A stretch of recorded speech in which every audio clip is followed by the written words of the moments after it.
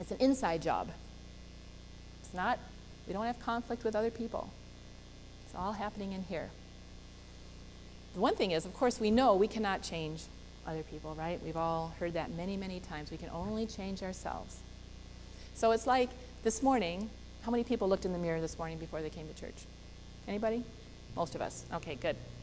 So if you saw something that needed to be changed, perhaps the hair, needed to be done differently, or maybe there's a dab of toothpaste on the end of your nose or something like that, did you try to, do that on the mirror? No. The mirror is just a reflection of what's going on for us. And when we think that we are experiencing conflict or resistance or anything out of God in our lives, it is like a mirror. It is an opportunity to see what is going on inside of us and make the changes. You know what? I skipped a page here.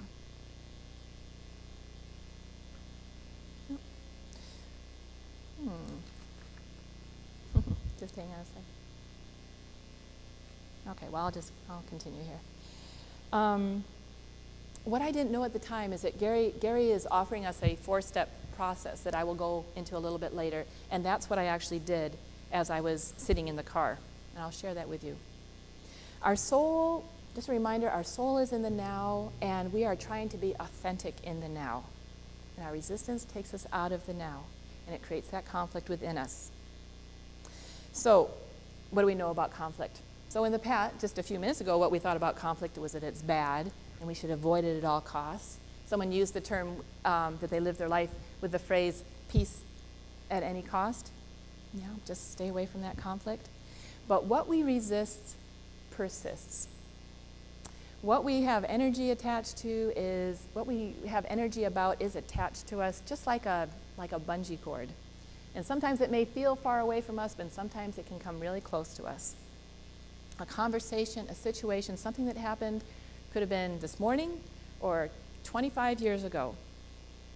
And if when we look at that situation, if it comes up every once in a while and we're still doing the thing, if I'd only said this, or if only we had been in a different place, or, if we're going, or, they just didn't understand what was going on. If they understood what was going on with me, then they wouldn't have done this or that. Anytime we start getting into those thoughts, that bungee cord is just like pulling it, bringing it right back, like a sore tooth. You remember when when you're losing a tooth as a child, you know how you have this tooth in there and you just keep playing with it and wiggling it and touching it, and it's irresistible. So we're attached. What we resist, we reinforce. And so it's not only things that we don't want in our lives, it's things that we do want in our life. Hopefully we have energy about love and faith and abundance. Hopefully we are energetic about our unity principles and how they work in our lives. And so we bring those things close to us. We're attached to those things. We give them life.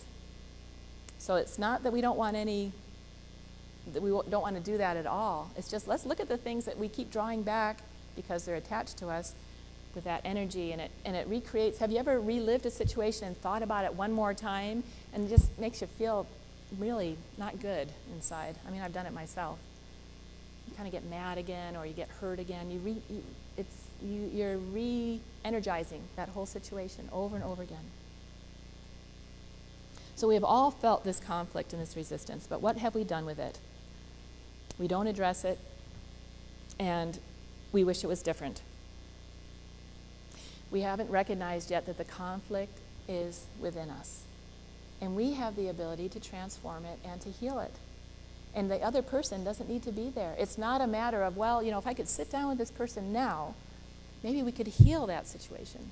Maybe we could come to an agreement. Maybe I could feel like there wasn't a conflict. It's not a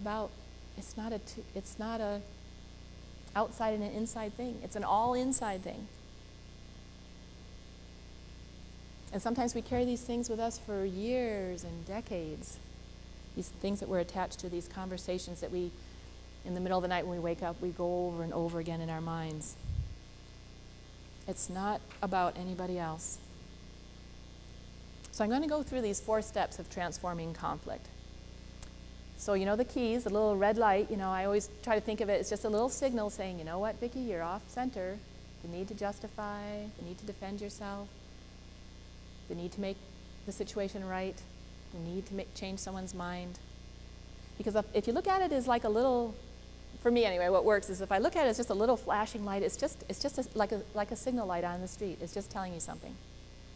No judgment, no criticism, no comparison, no resentment.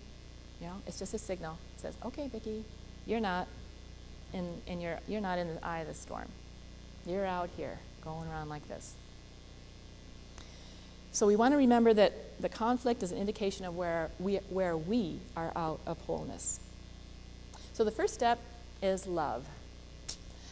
Love yourself enough to be willing to bring that hurt or that situation that you want to heal out into the light. Bring it with you, take it from the outside in the storm and bring it into the eye of the storm. And love the person or the situation that brought this to your attention. So this might be, sometimes this is kind of a bit of a big step because it's so easy to just blame somebody or something else for something for something that we are feeling. Okay, but remember, this is an inside job. So we want to love the person or the situation that brought this to our attention. Thank you for showing me where I was rude, for instance, at the naturopath. Thank you for showing me where I was out of my center. The second step is to bless. Ask yourself, what is the gift this situation or person is bringing to me? What did I discover about myself? And am I grateful? Well, when deep down inside yourself says, Vicki, you were rude, it's like, sometimes you don't want to hear it. It's hard to be grateful about that. But we want to try to transform that, to bless it. See where the gift is in that situation. Where have we learned how to grow? Where have we learned how to stretch? Where have we learned, maybe we didn't even know that we were kind of out in the storm. I didn't even realize that. Now I see. I need to bring myself back. So we want to bless the situation. Remember the story of Joseph and his brothers.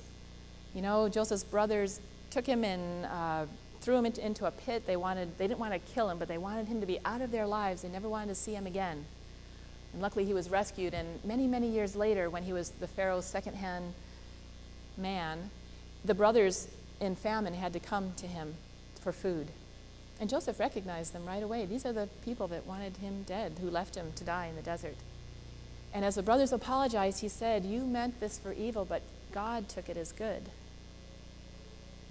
So, you can look at the circumstances of that story and say, yeah, that was filled with deceit and revenge and murder and all kinds of things.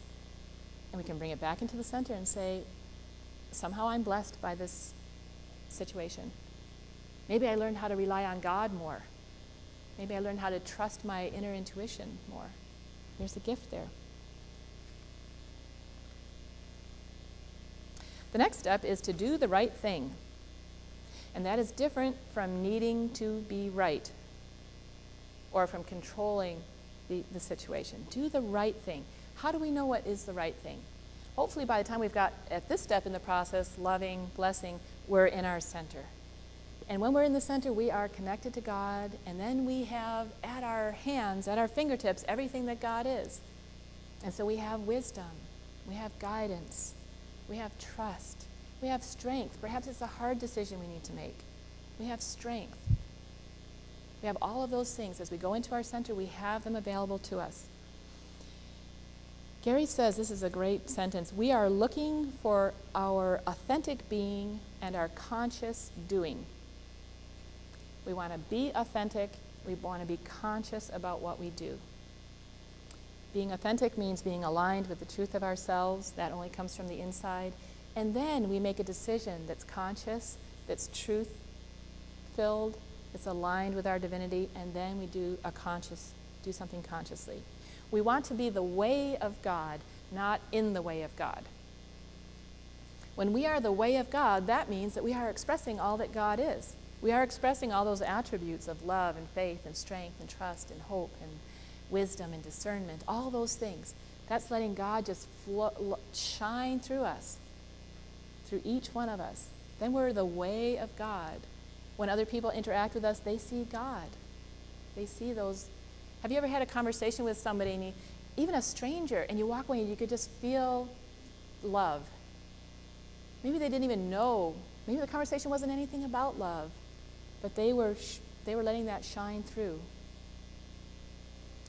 We don't want to be in the way of God and putting up resistance and making excuses and defending ourselves and needing to control situations are all these blocks. Not that God doesn't shine through, but boy, it gets pretty hard sometimes when you're talking through a veil of some stormy emotions or feelings or thoughts. We want to be the way of God. So back to my naturopath story. When I got here, this is when I knew I needed to go back and to apologize. I was authentic. I saw where I was out of alignment, and then I got the guidance and the wisdom that said, you just need to go and say you're sorry, and that's all you need to do. The fourth step is to pray. Prayer is a great, powerful, powerful tool. We know that at Unity. It brings us back into the center. And sometimes when we start our prayer time, we're really out there, and we're, juggling with stuff and thinking about stuff and feeling stuff. And hopefully as our prayer time continues, we slowly let that go until we come to that centered place. That place where we are all connected, that place where we are all one in spirit, that place where we don't need to defend ourselves, that place where we can be authentically what God wants us to be. So that's how it works. Love, bless, do the right thing, and pray.